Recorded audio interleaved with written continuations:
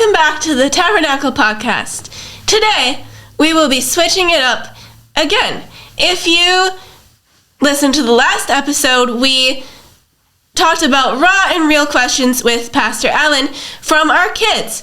Today, Pastor Alan will be interviewing a member of our congregation. Take it away, Pastor Alan. Hello, it's Pastor Alan here, and I'm here with Ish, and we're going to be learning a little bit about Ish's transition into our church, into our family, and where he's been. And so, Ish, introduce yourself a little bit. Well, as you said, my name is Ishmael, but Ish shortened. I grew up in Nicaragua.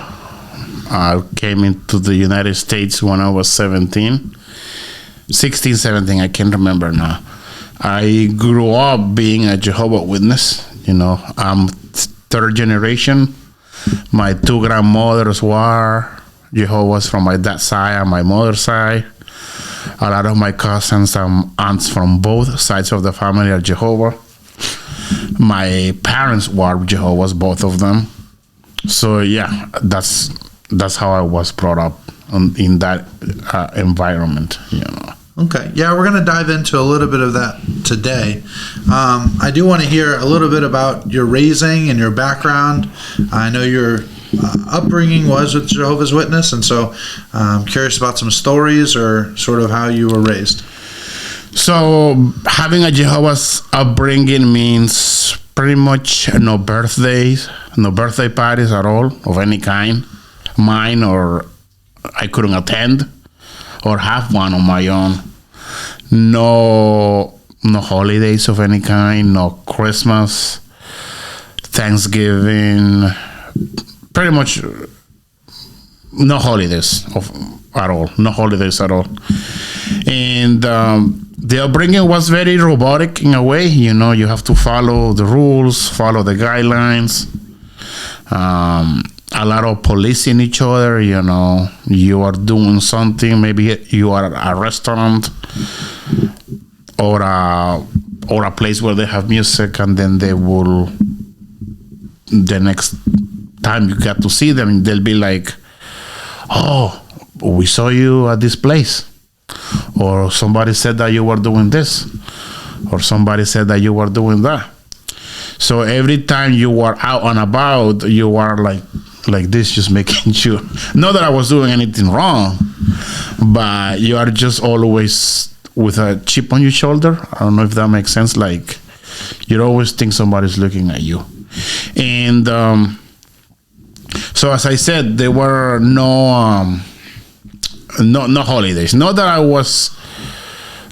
wanted to celebrate them, because I knew they were bad. But sometimes you see people having fun, like out the window in a way, and then you were like, man, it'd be nice to get a gift on Christmas Day or my birthday. Like my cousin, non-Jehovah's would have their birthday parties, and they would invite us over, and I'll be like, no, I can't go. I'm Jehovah's Witness. We're not supposed to, even though the Bible doesn't say anything about that. My upbringing was going to the meetings 3 times. The meetings is what they call their services. Meeting. If I say meeting, it means their service. So you were supposed to go 3 times a week. I remember it used to be Mondays, Wednesday nights, and then Sunday morning and Sunday afternoon, depending.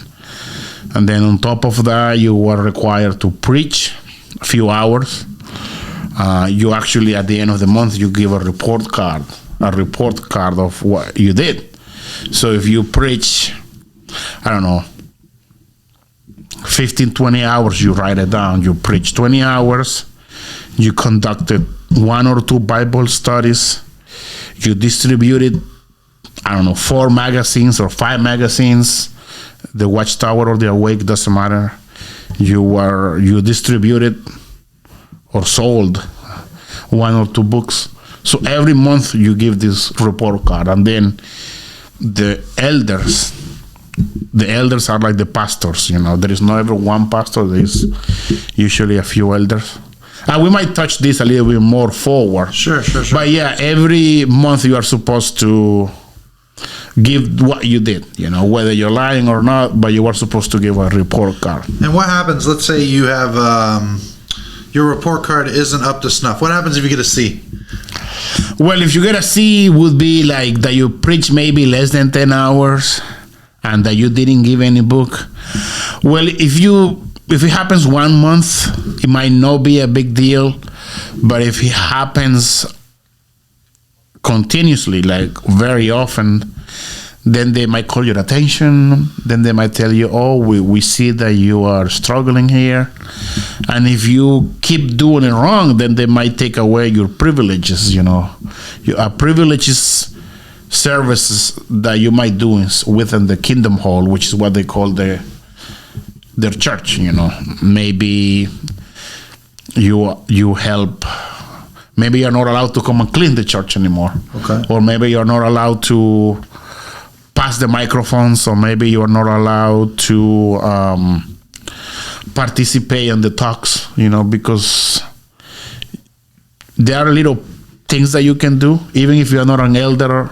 Like the elder is the higher up, and then there is the ministerial servant. That's what I was just before the elder. But even if you don't have any rankings within, they could have you like go and read the Bible, go and read John chapter 17, and then you read it all. You go there to the podium. But if your reports aren't so good, then they might not see you as an example to the others. So if you're not a good example, if you're not preaching, then they might not allow you to go up there and give talks. What do you mean by, so you say rank? So in the Nazarene church, we have our lead pastor. I'm an ex-gen pastor, so I'm in charge of the young kids. Yeah. But it's basically pastors and then laity, and we're all forming this togetherness to be a church, right? But you make it almost seem like it's an army. Like there's people at the top, and then there's the middle people, and then there's lower, and then there's these different sections of people, like ranks. So what does that mean? So, okay, there is the whole congregation, and then there is the people that attend the meetings. There is people that just go to the meetings and go home. They don't get much involved. And then there are what they call the pioneers. The pioneers. I know it's been like 15 years since I left, so they made a change in these numbers or these metrics. But a pioneer is supposed to preach like 40 to 50 hours. So everybody preaches. Everybody has to preach. If they're not on the bottom rank, everybody. Yeah, everybody preaches. If you are so the first one is a publisher. Okay. A publisher doesn't have to be a baptized member, but the publisher is allowed to go and preach. Like you start your journey as a Jehovah. If you are not born into it, like I was, let's say somebody comes to your door. Not me being a Nazarene, but yeah. No. Let's say they come knock to your door. Yeah. They come every week to give you a Bible study with their own Bible, with their own books. When you say their own Bible, is it different? Yes, it's different. They have their own version. They have the New World Scriptures, they call them. Okay. I don't remember, but it's a revised version to help push their own doctrines. Okay. So the rank is a publisher. It's a non-baptized Jehovah, but he's allowed to go and preach representing them. You know what I mean? So this is so fascinating to me. So for us, we feel like as pastors, you're called by God to be that pastor. Yeah. So if I have a calling on my life, which I believe I do, I say I have a calling on my life, and then our lead pastor sees that calling, right, and he tries to cultivate that calling, and that's sort of how we see calling in people's lives, and we grow together in that calling. But to me, it almost sounds like it's a ranking system based on what you do, as opposed to being a calling on God. It's what you do and what their perception of you is, as I said, they are publishers, they are ministerial servants. Actually, publisher, then you get baptized. Then once you are baptized, you can aspire to become a pioneer. which is preaching 50, 60 hours a week. That's the most that a women can become, actually. There are no women ministerial servants or elders. Women cannot have any rank higher up like that. A woman cannot teach a man. Okay. In their view. So you could be preaching a lot of hours, but doesn't necessarily mean you're gonna become an elder, because there's a lot of politics involved. Got it. In advancing in the Jehovah's, like this is one of the reasons why I started to have doubts about the religion, because when I was very involved with them, preaching a lot, having Bible studies with people, distributing magazines, I was never promoted, even though I wanted to become a ministerial servant. But then once I grew up a little bit and I understood that, well, my work is not gonna mean anything unless I start like being very, how can I put it, with the elders, you have to be very friendly, very like, hey, how you doing, brother, today? Can I help you with anything? Be very, there is a word, there is a term, and I cannot come up with it, but you have to be kind of fake with them. Okay. You have to fake your faith around the elders. They have to see you that you are formal. They have to see you that you are willing to help. Even though if you're faking it, but if they think you are doing the right thing, then they call you over, hey, we want to make you a ministerial servant, But it's not until I understood how that worked that I got on my next rank, Like I really needed to be super friendly to them, very like obedient, very submissive to them, And then they don't have a calling like that, You can have the aspirations, but they would decide it, Now, and then once I became a ministerial servant, by that point I was already living a double life. So that's why I was like, wait a minute, how are we supposed to be theocratic if I get promoted at my worst spiritual time of my life, in the worst time of my life? I mean, as a Jehovah, I was pretty bad. I was pretty bad towards the end. But that's when they promoted me. So I was very like, oh, no, this doesn't make any sense. Sort of lacked spiritual discernment. Yeah. They couldn't sell the difference. So you sort of touched on it a little bit, but what led you to go through this transition? So you leave the Jehovah's Witness. There's a time of separation from them. And then you meet us. Yes. And so could you walk us through your leaving, maybe why you left possibly, and then during that time of transition, sort of just that absence from going to any church and why you were in that position, and then what led you to us? So they're very doctrine-based, the Jehovah's Witness, it's less about faith, more about doctrines, about learning their own doctrines. And ever since I was 14 or 15, I had a few doubts, but I didn't follow up much, I was just a little bit like it's hard becoming a Jehovah, I used to say, At least here we are Jehovah's Witness, but this is a Christian nation, Nicaragua is very Christian. But what happened in other places of the world where there are no Christians, Africa or Southeast Asia or India, it would be very tough for those people to accept the Bible, let alone become Jehovah's Witness, because they don't believe in that. So my thinking was, so God is going to destroy those people just because they don't have, they were born in a part of the world where they don't believe in the Bible.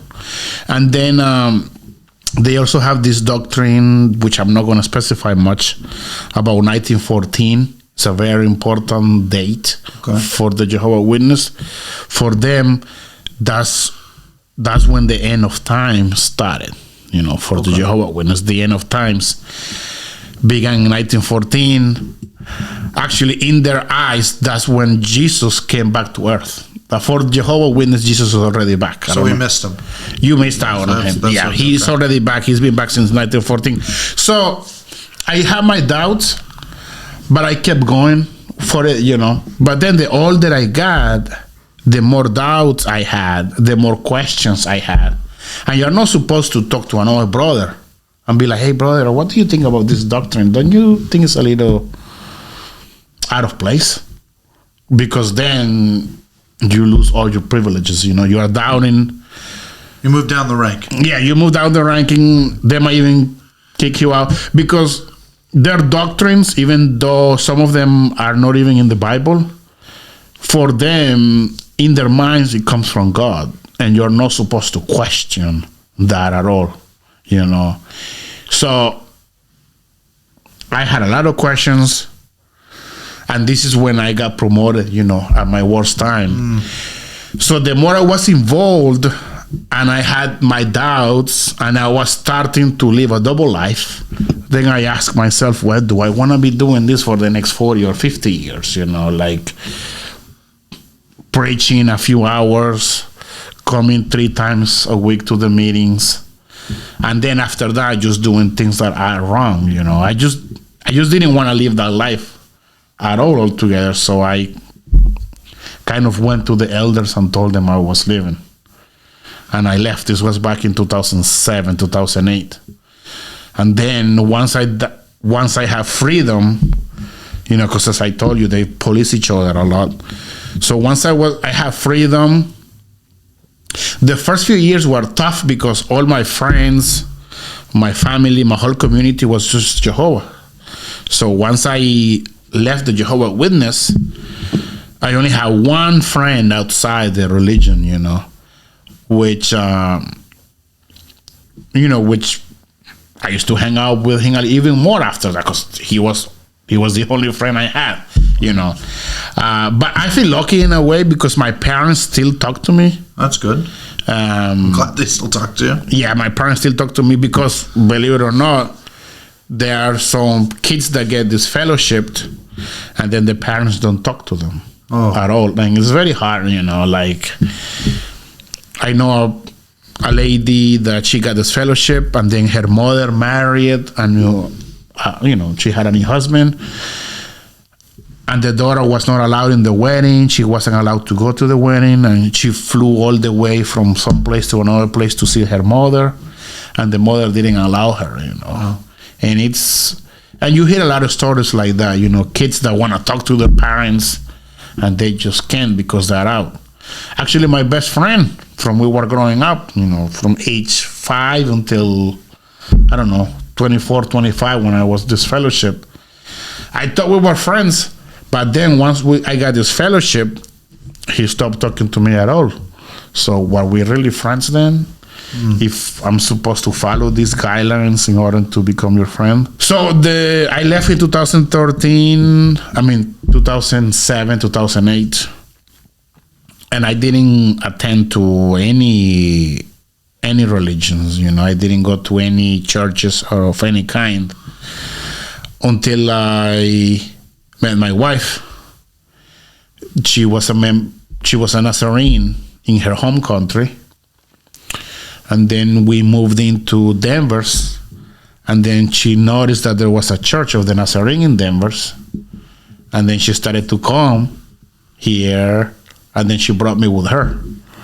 And the first time I came here, I was a little skeptical. I was a little bit, let's see what they do here, Because as I said, all I knew about these things was being a Jehovah, And they're rigorous. It sounds like they're rigorous. Yes, very rigorous, yeah. So when I came here, I came very well dressed, Now, when you go to the Jehovah service, you are supposed to dress suit, a tie, slacks, your shiny shoes. I'd be in trouble.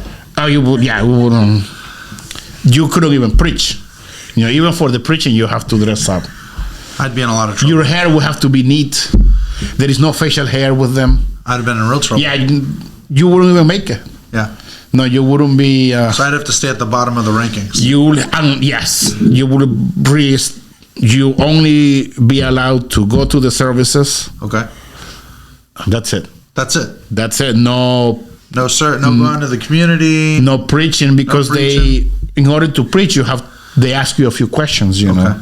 You have to meet their standards. And I definitely wouldn't meet their standards. You wouldn't meet the standard. No offense. No, that's right. None taken. We None like taken. it. I'm glad I'm No, Nazarene. but like, I don't know if we're gonna touch this more down the road, but becoming a Jehovah is not easy. It's not like you go one day to the Sunday service and tell one elder, I want to be a Jehovah tomorrow.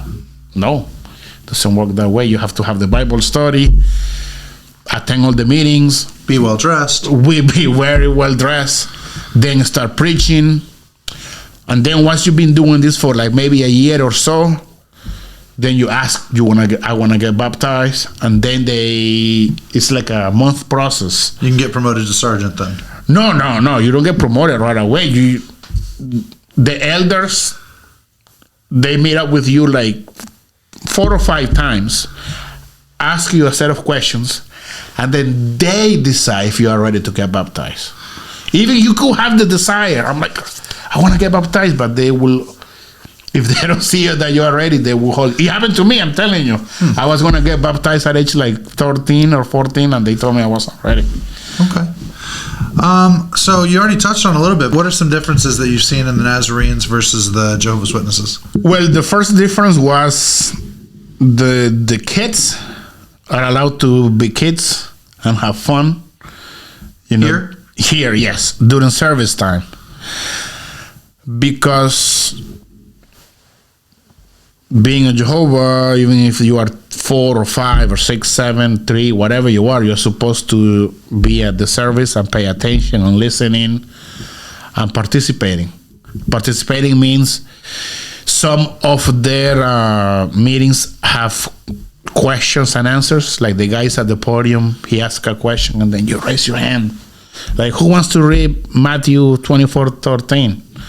Then you raise your hand and then they select you, and then as a little kid you're supposed to participate a lot. You're supposed to be engaged, you know.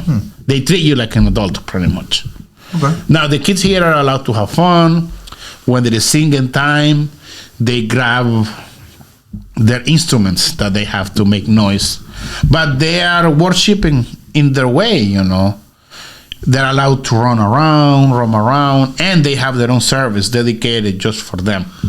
Do they have singing in the Jehovah's Witnesses? Do we sing Amazing Grace? No Amazing Grace. What do they have against Amazing Grace? They have nothing like Amazing Grace. They have their own songs, you know, their hymns, their own.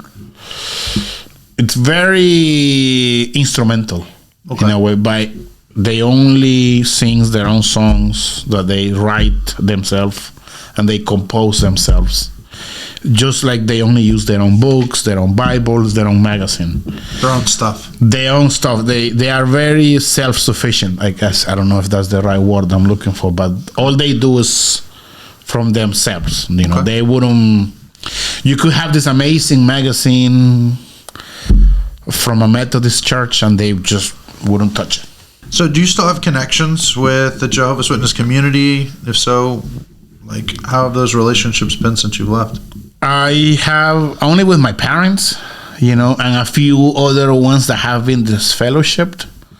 But no, I don't have any active friends that are Jehovah's. When you say disfellowship, do you mean kicked out? Like me, yes. Yeah, disfellowship, it's like being kicked out. Like me, I was disfellowship at age, I don't know, 24, 25, I can't remember. So in their minds, Jesus has come, right? You said he has come already in 1914. And they believe in heaven? For a small amount of them, for only 144,000. So in their view, only 144,000 people will be with God in heaven. The highest ranking? Anointed ones. It doesn't need to be an elder. It could be even a normal person. Okay. I mean, that only attends to church. There's actually another subject that is very tough, because when you're anointed, that's what they call anointed. It's this calling, actually, you know, the calling you were calling about being a pastor. The only calling that we have it's being anointed, being one of the 144,000, but they're very rare. I never met any anointed Jehovah Witness myself, even when I was Jehovah. So only 144,000 are going to be up in heaven. The rest of us are going to be here on Is here there on like earth. a running list that I don't know how they keep track. Okay, because if they get to 144,001, like that's the end of it. It is, but More for the end of time. But I don't know. They cannot. It's impossible to keep track. Okay. Because there have been instances where people say it's anointed. Other people don't believe it, but you say you are, and what are they gonna say? Got it. They don't have any Litmus test. There's any no guideline. test or any. No, there is nothing. There is no test. It's actually very, very weird how that works. Hey guys, thank you so much for tuning in today to catch Ish's story, Reclaiming My Faith. Be on the lookout for part 2 coming soon.